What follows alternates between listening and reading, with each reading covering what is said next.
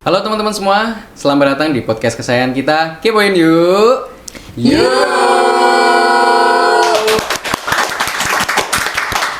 Kuliah di Kominfo Kabupaten Temanggung bersama saya Firman Adi sebagai host. Nah teman-teman sekalian, kali ini kita akan ngobrolin soal literasi.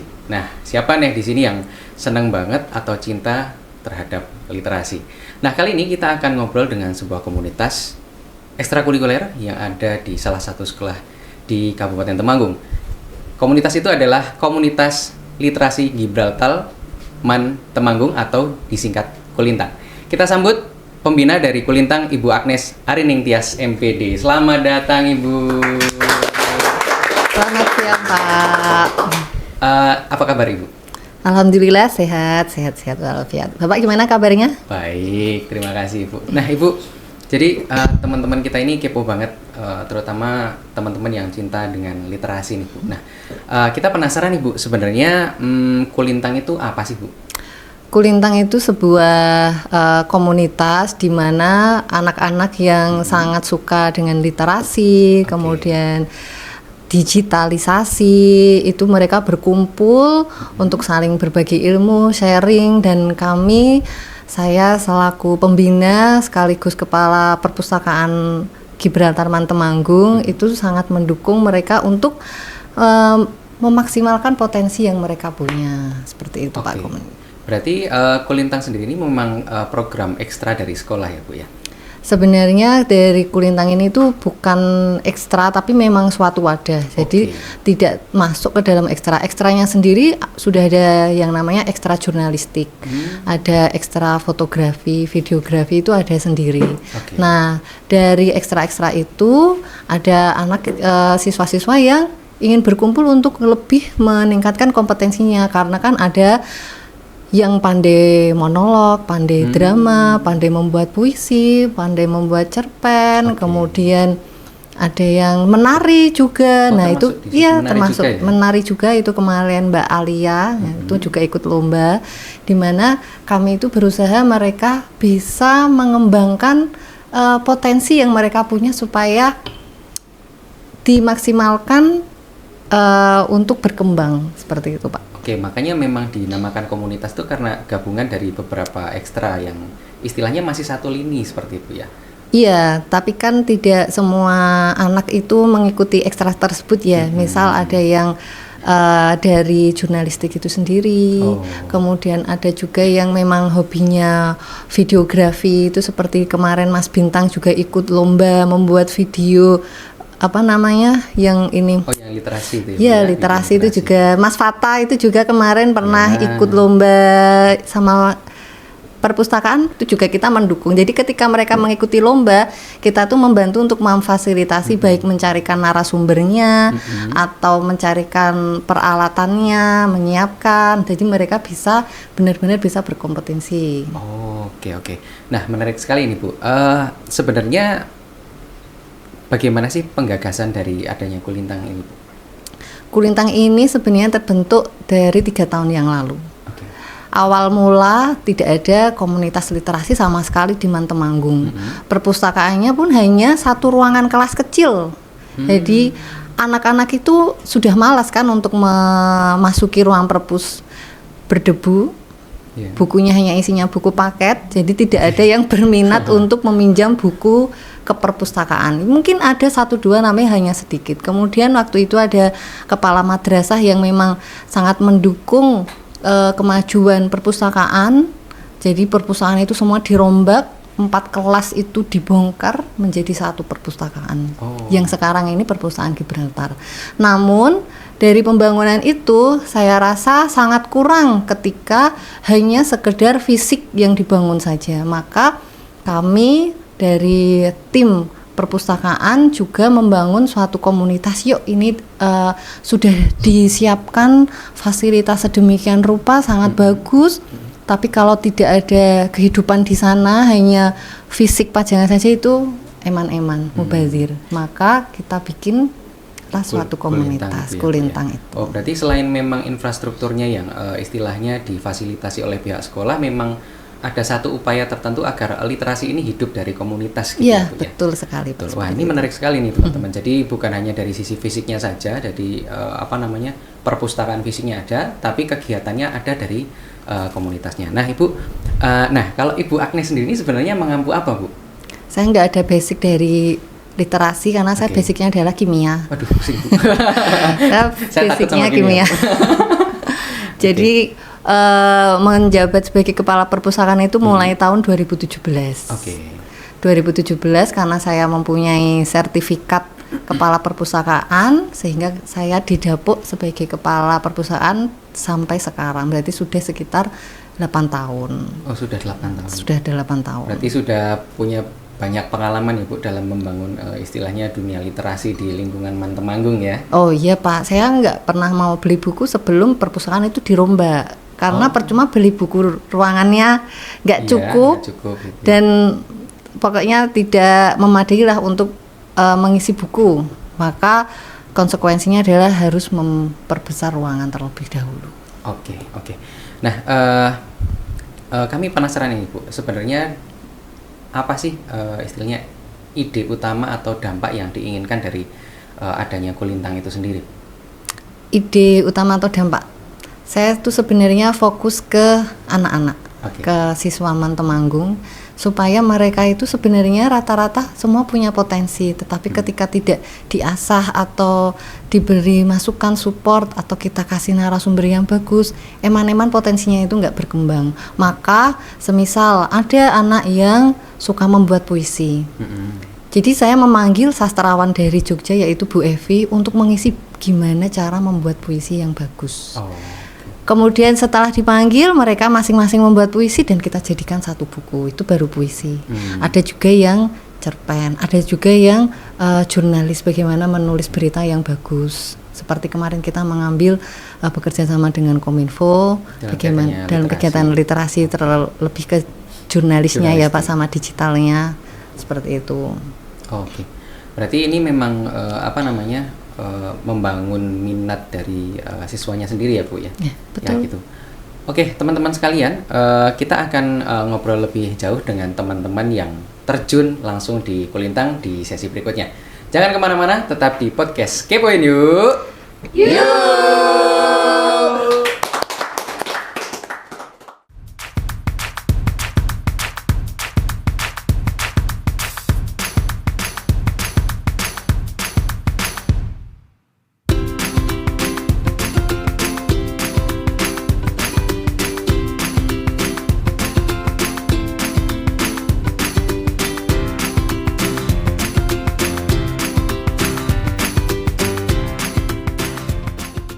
Oke teman-teman semua, kembali lagi di podcast Kepoin Yuk! Oke, edisi literasi. Nah, jika tadi kita sudah ngobrol dengan Bu Agnes terkait sejarah Kulintang, apa tujuan dari adanya Kulintang, literasi dan sebagainya, kali ini kita akan ngobrol dengan pelakunya. Kita perkenalkan Dek Aurelia Salma Maulida. Selamat datang Adik. Selamat juga Kak. Nah, kalau boleh tahu, Dek Aurel ya, saya panggilnya Aurel. Oke, Dek Aurel itu di Kulintang sebagai apa sih? Saya sebagai ketua sekaligus koordinir Kak. Oke, luar biasa. Nah, kita pengen ngobrol-ngobrol nih tentang Kulintang. Tadi kan Bu Agnes sudah nyinggung nih, Kulintang tuh awalnya berdirinya seperti apa. Nah, kita tuh pengen tahu nih, kira-kira Dek Aurel ini pengalaman selama di Kulintang itu ngapain aja sih? Kalau ditanya pengalaman, saya kebetulan sudah tahun kedua ikut di Kulintang ini. Oke, jadi dulu, senior ya?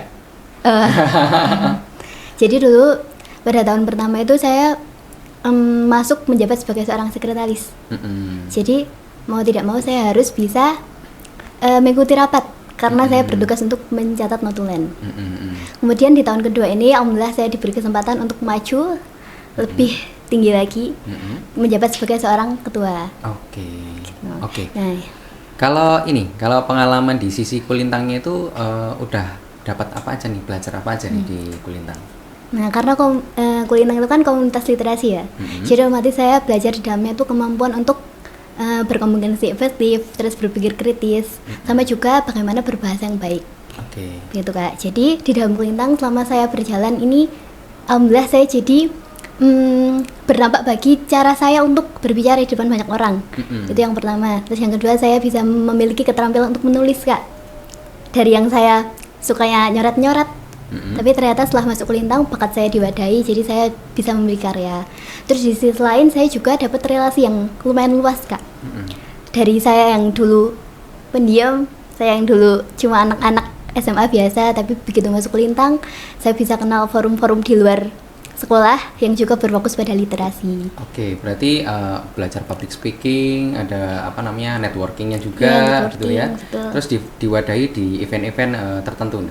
Betul. Nah, kita penasaran nih, kalau Kulintang nih sebenarnya ada kegiatan tertentu nggak sih? Apakah kegiatan luar, kerjasama gitu, ada nggak? Atau event-event apa? Kebetulan ada Kak, dari kita, dari komunitas literasi sendiri itu ada tim yang mengurusi untuk kegiatan program kerja selama 1 tahun menjabat. Oke. Nah, salah satu programnya itu adalah studi literasi Kak. Oh. Nah, di studi literasi itu kita biasanya mengunjungi tempat-tempat seperti dulu pernah ke Keraton Jogja. Itu nanti di sana kita dijelaskan keraton itu seperti apa, terus isinya tuh apa. Jadi bukan cuma jalan-jalan, tapi kita juga dapat ilmu melalui studi literasi itu. Kemudian di sisi lain kita juga menjalin aliansi positif dengan komunitas lain di luar sekolah.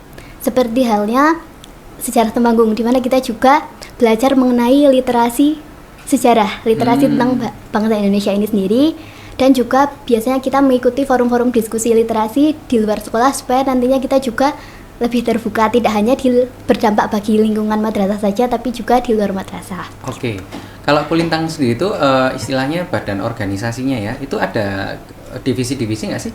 Betul. Oh, apa aja? Dalam Kulintang itu ada beberapa divisi Kak. Yang pertama itu ada penggerak harian yang meliputi ketua, wakil, sekretaris, bendahara.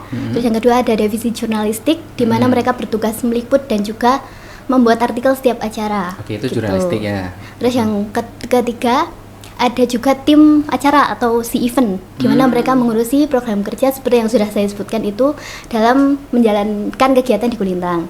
Terus ada juga publikasi, dekorasi, dokumentasi Kak. Jadi mereka bertugas ikut serta meliput bersama tim jurnalistik dalam kegiatan yang ada di madrasah, sekaligus juga setiap seperti ketika kumpul rutin itu juga mereka mendokumentasikan.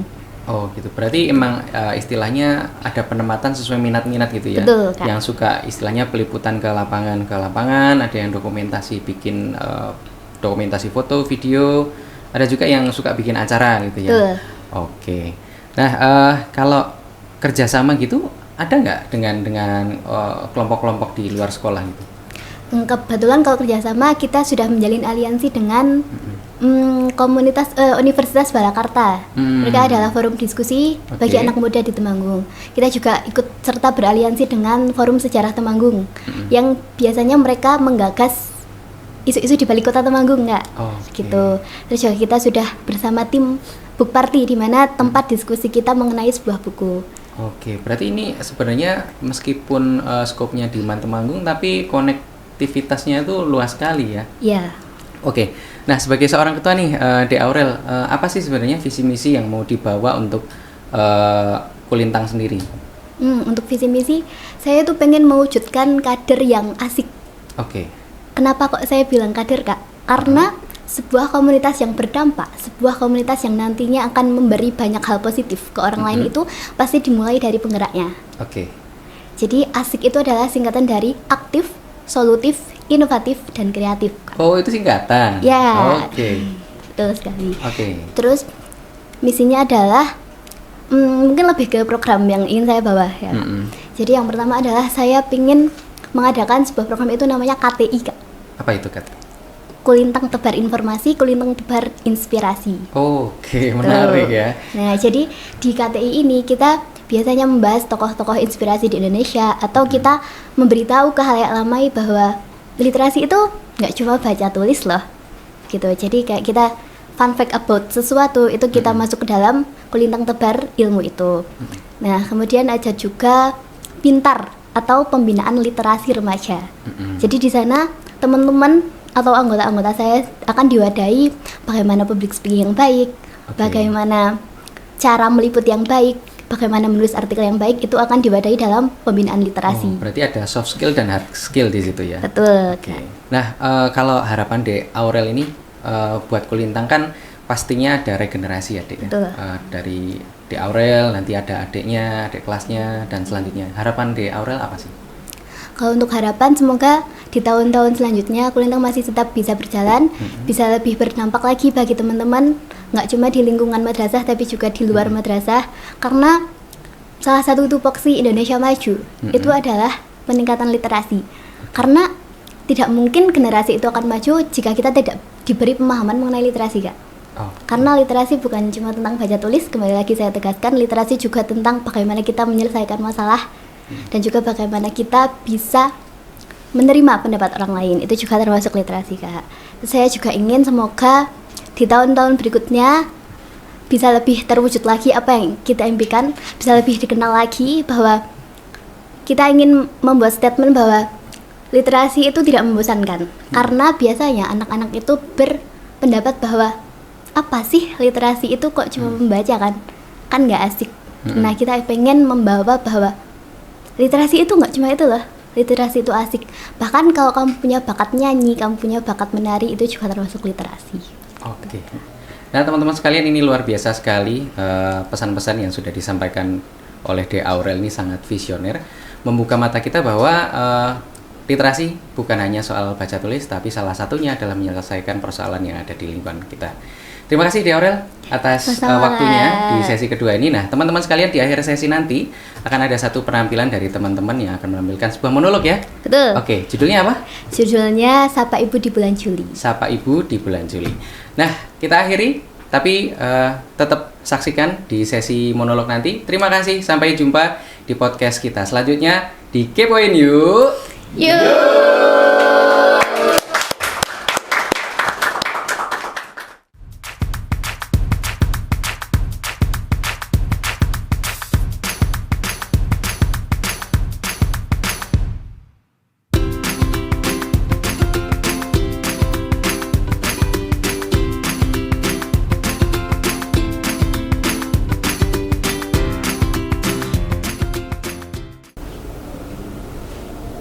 Pertengahan bulan Juli tahun lalu, aku menyusuri jalanan di pinggir kota. Langkahku berat, tapi nampaknya hatiku lebih berat lagi. Aku menyapa sore yang mendung dengan kesunyian yang ramah.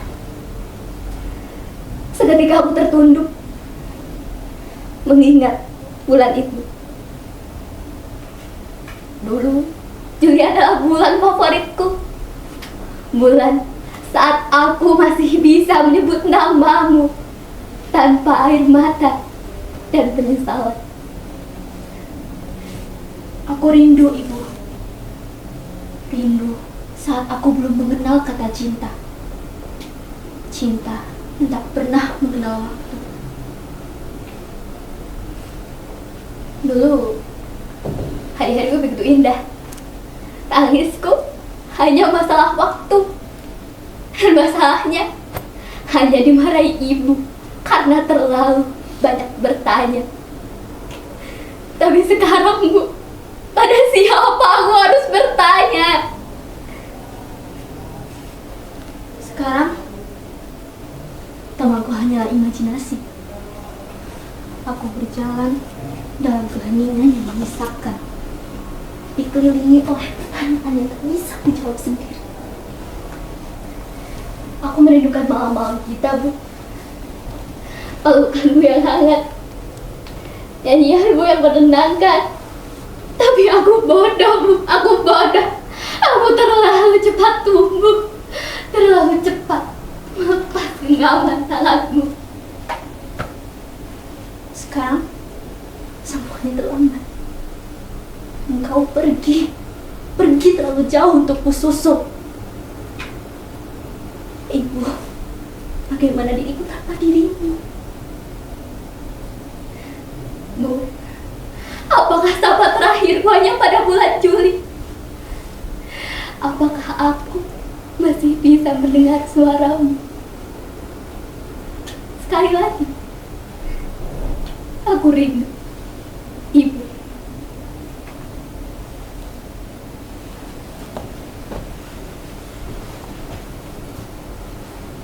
sayang kalian semua. Monolog ini berjudul Sampai Ibu di Bulan Juli, buah karya Alifian dan Warfusuya.